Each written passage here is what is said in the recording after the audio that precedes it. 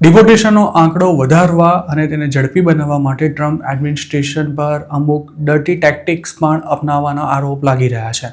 ખાસ તો જે અનડોક્યુમેન્ટેડ ઇમિગ્રન્ટને અરેસ્ટ કરવામાં આવ્યો છે કે પછી જે ડિપોર્ટેશનનો સામનો કરી રહ્યો છે તેનો કેસ કોર્ટ સુધી પહોંચે જ નહીં, અને જો પહોંચે તો પણ તેનો ઝડપથી ફેસલો આવી જાય તે માટે સિસ્ટમમાં ધરખમ ફેરફાર કરાઈ રહ્યા છે.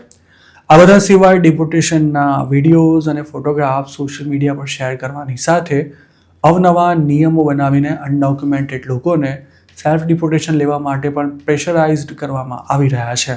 ટેકનિકલી જોવા જઈએ તો ઇલીગલ ઇમિગ્રન્ટને ટ્રેક કરવાથી લઈને તેને અરેસ્ટ કરવામાં ખાસો સમય અને સંસાધનો વપરાય છે, અને યુએસ ગવર્મેન્ટ એક હદથી વધારે તેમાં પૈસા કે સમય ખર્ચી શકે તેમ નથી.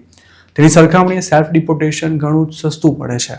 હાલમાં જેવો રિપોર્ટ પણ આવ્યો હતો કે 2025માં 5 લાખ લોકોને અત્યાર સુધી ડિપોર્ટ કરવામાં આવ્યા છે, જ્યારે સેલ્ફ ડિપોર્ટેશન લેનાર લોકોની સંખ્યા તેનાથી 3 ગણી વધારે એટલે કે 1.5 મિલિયન જેટલી થાય છે. આમ તો સેલ્ફ ડિપોર્ટેશન લેનારાને અમેરિકાની સરકાર $1,000 એક્ઝિટ બોનસ અને ફ્રી એર ટિકિટ પણ આપી રહી છે, પણ ઘણા લોકો તો આવી કોઈ ઓફર લેવા માટે પણ તૈયાર નથી. જોકે એક્સપર્ટ્સ સેલ્ફ ડિપોર્ટેશન લેનારાને એક વોર્નિંગ પણ આપી રહ્યા છે. હાલ ભલે ટ્રમ્પ સરકાર એવી વાતો કરી રહી હોય કે સેલ્ફ ડિપોર્ટેશન લેનારને ભવિષ્યમાં લીગલી યુએસ આવવાનો મોકો મળશે, પણ આ વાત સંપૂર્ણપણે સત્ય નથી. ન્યુયોર્કમાં પ્રેક્ટિસ કરતા એક ઇમિગ્રેશન એટર્નીનું માની તો ઇમિગ્રેશન જજ જો વોલન્ટરી ડિપાર્ચરની પરવાનગી આપીને કોઈને ચોક્કસ સમય મર્યાદામાં અમેરિકા છોડવાની મંજૂરી આપી દે, ત્યારબાદ જો તે વ્યક્તિ તે વખતે યુએસ ન છોડી શકે તો voluntary departure order automatically final removal ઓર્ડરમાં કન્વર્ટ થઈ જતો હોય છે. મતલબ કે વોલન્ટરી ડિપાર્ચર ઉપયોગી તો છે, પણ તેમાં ઘણી જ સાવધાની રાખવી જરૂરી છે. ખાસ તો જેમની પાસે અન્ય ઇમિગ્રેશન ઓપ્શન્સ ઉપલબ્ધ હોય અને તે અંગેની તેમની ફાઇલ પેન્ડિંગ હોય અને તેને પ્રોસેસ થવામાં વધારે સમય લાગે તેમ હોય, ત્યારે વોલન્ટરી ડિપાર્ચર ઇમિગ્રેશન પ્રોબ્લેમનો અંત લાવવાને બદલે તેને વધુ કોમ્પ્લિકેટેડ બનાવી શકે છે.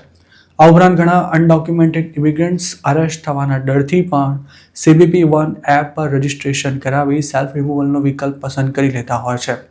જોકે આવા લોકોને એ વાતની ખબર નથી હોતી કે અમેરિકામાં જો તમે 1 વર્ષથી વધુ સમય સુધી ગેરકાયદે રીતે રહ્યા હો તો સેલ્ફ ડિપોર્ટેશન લઈ લીધા બાદ પણ તમને 10 વર્ષનો એન્ટ્રી બેન મળી શકે છે.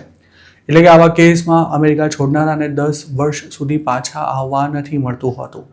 જોકે 18 વર્ષથી ઓછી વય ધરાવતા ઇમિગ્રન્ટ્સને તેમાંથી મુક્તિ અપાયેલી છે.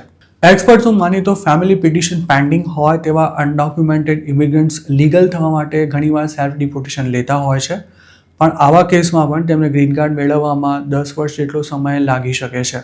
ચોંકાવનારી વાત એ છે કે 10 વર્ષના એન્ટ્રી બેન દરમિયાન જો કોઈ અમેરિકામાં ઇલીગલી રીએન્ટર થવાનો પ્રયાસ કરે તો તેના પર પરમેનન્ટ બેન મૂકી દેવાય છે. તાજેતરમાં જે ગુજરાતીઓ અમેરિકાથી ડિપોર્ટ થયા છે તેમાંના અમુક ફરી ઇલીગલી જવાનો પ્લાન કરી રહ્યા છે, કારણ કે તેમની ફેમિલી યુએસમાં છે. જોકે હવે જો આ લોકો પકડાશે તો જિંદગીમાં ક્યારે પણ અમેરિકા નહીં જઈ શકે. આ સિવાય અમુક લોકો પોતાના રેકોર્ડમાં ડિપોર્ટેશનનો કોઈ ઉલ્લેખ ન કરાય તેવી શરતે પણ વોલન્ટરી ડિપાર્ચર લેવા સહમત થતા હોય છે, પણ આવા કેસમાં પણ રેકોર્ડ પર ન હોવા છતાંય તેમને અમેરિકાના વિઝા લગભગ નથી મળતા હોતા, અને જેમણે યુએસમાં કોઈ ક્રાઇમ કર્યા બાદ સેલ્ફ ડિપોર્ટેશન લીધું છે તેમને તો એન્ટ્રી બેન પૂરો થયા બાદ પણ અમેરિકા જવા નથી મળતું હોતું.